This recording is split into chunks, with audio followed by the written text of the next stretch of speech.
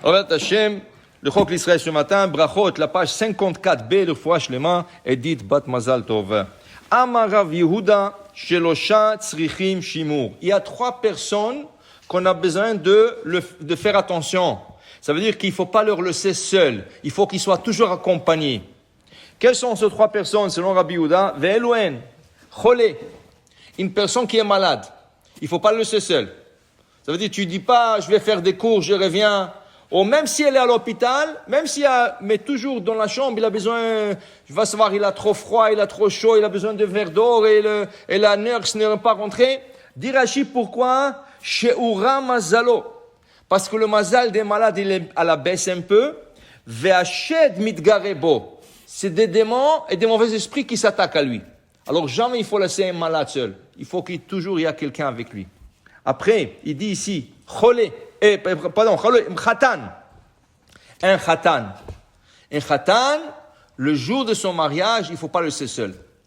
Une kala, une mariée, le jour de son mariage, il ne faut pas le laisser seul. Pourquoi? Dit Rashi, parce que le mauvais esprit et les démons, mitkanim bahem, ils sont jaloux d'eux.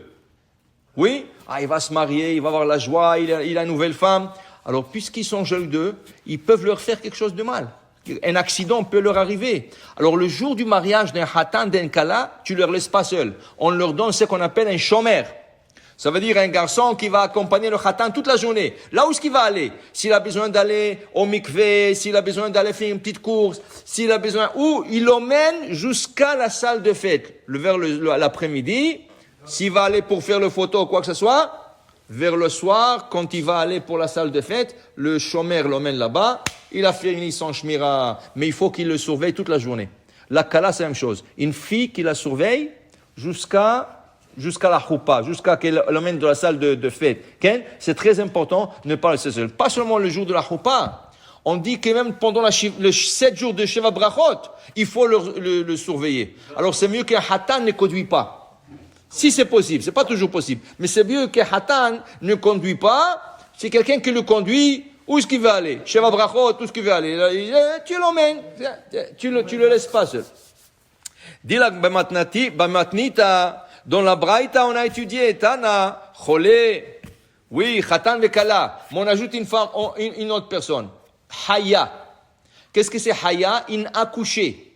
Une femme qui vient d'accoucher un bébé. Elle aussi est en danger parce qu'elle est malade. Au point que, dans les 3 premiers jours d'une accouchée, elle ne jeûne pas à Kippour. Elle n'a pas le droit. C'est pas optionnel. Elle n'a pas le droit de jeûner. Parce que vraiment 3 jours, elle est en danger. Alors il ne faut pas la laisser seule. Il faut la surveiller pendant 3 jours, cette femme. Veillez shomrim. Il y en a qui disent, af avel. Quelqu'un qui est en deuil, il faut le surveiller.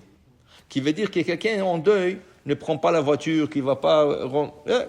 S'il peut, si c'est possible. Mais il ne va pas se promener, rien du tout. Il n'a pas le droit de sortir de la maison. Mais tu ne le laisses pas seul.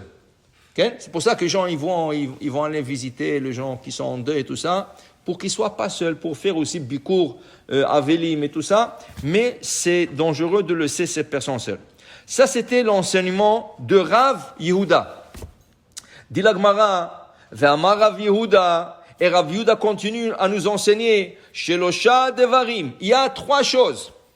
Ama'arich ba'em, ma'arichim yamav ushnotav shel adam. Il y a 3 choses, que celui qui prolonge en ces 3 choses, on lui prolonge la vie.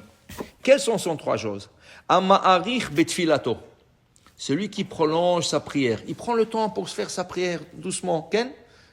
Mina shamaim, lui il prolonge sa prière, on lui prolonge sa vie. Il y avait un grand rave, qui s'appelait le Hatam Rabbi Moshe Sofer. C'était un génie, c'était vraiment toute une sommité dans la halakha. Il a des livres, Sholot Veshot, Hatam Sofer. Et lui, il prolongeait sa prière. Un jour, il est venu un grand érudit. Pour le visiter. Ils ont fait minha ensemble. Et il a vu comment le rabbin, pour l'Amida, il prolonge. Après l'Amida, il s'est adressé à lui. Kvod Harav, j'ai une question pour vous demander. Il dit oui. Il dit, dans votre type de personne, que vous êtes un homme d'Halakha, vous êtes un homme qui étudie beaucoup, vous ne pensez pas que trop prolonger de la prière, c'est un bitul Torah? dans le temps que vous faites de la Hamida, raccourcissez 10 minutes, des choses comme ça, étudiez la Torah. Vous, et il n'y a pas besoin de lui dire, le Rav étudie toujours, mais il dit, vous pouvez étudier la Torah à la place. Il dit, je vais vous dire quelque chose. Il lui a emmené cette Gemara. Qu'est-ce qu'il dit Rav Yehuda? Celui qui prolonge sa prière, on lui prolonge sa vie. Il a dit, voilà, tout ce que j'ai investi dans la prière, à quoi je trouve va me prolonger la vie pour que je puisse étudier aussi. Alors, qu'est-ce que je vais perdre? Pendant toutes les années, je vais perdre 10 ans, à quoi je prends 10 ans de plus pour vivre, pour que je puisse étudier. Alors, ne pense pas, quand tu prolonges ta prière, que tu perds quelque chose. Tu ne perds rien. Okay? Les gens pensent, oh, si je prolonge la prière, j'ai un rendez-vous, j'ai ça. Non, non.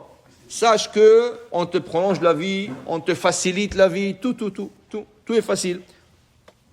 Il dit ici, va ma'arich al shulchano, c'est lui qui prolonge la table. Qu'est-ce que c'est prolonger la table? La Gemara explique. À l'époque, les gens étaient pauvres, okay? Et même ceux qui avaient un peu plus de moyens, ils n'avaient pas de l'argent à donner aux pauvres. Qu'est-ce qu'ils donnaient? Ils donnaient de leur pain. Ils donnaient de leur nourriture aux pauvres. Alors quand un pauvre venait, ils lui donnaient à manger. Quand tu prolonges la table, et un pauvre, il vient, il te trouve en train de manger, et tu dis, ah, Baruch Abba, viens manger avec nous. Ah, il est à l'aise. Tu manges, il va manger avec toi. Si tu as fini de manger, et tu dis, il voit que tu as déjà fini. Il dit, viens manger. Alors il est seul là, en train de manger chez toi à la maison. Il est gêné, il ne se sent pas confortable. Okay? À cause que tu fais ça, on te prolonge la vie. Que tu mets le pauvre à l'aise. Okay? Tu mets le pauvre à l'aise et tu lui donnes à manger, on te prolonge la vie. Et après, Ama'arir Bebet Akise, c'est lui qui prolonge dans la salle de bain. Qui veut dire quoi? Quand tu vas dans la salle de bain, il y en a qui sont pressés, même là-bas. Même dans la salle de bain, il est pressé. Il faut prendre le temps de se dégager et se nettoyer. Tu comprends? Il faut se donner le temps pour se nettoyer le corps, pour enlever tout le déchet et tous les extraits qu'il y a dans le corps. Okay? Il y en a qui sont pressés. Eh, j'ai pas le temps. Qu'est-ce qu'il y a? Ken? Alors il te dit, tu fais ça, tu prolonges ta vie parce que tu es en bonne santé.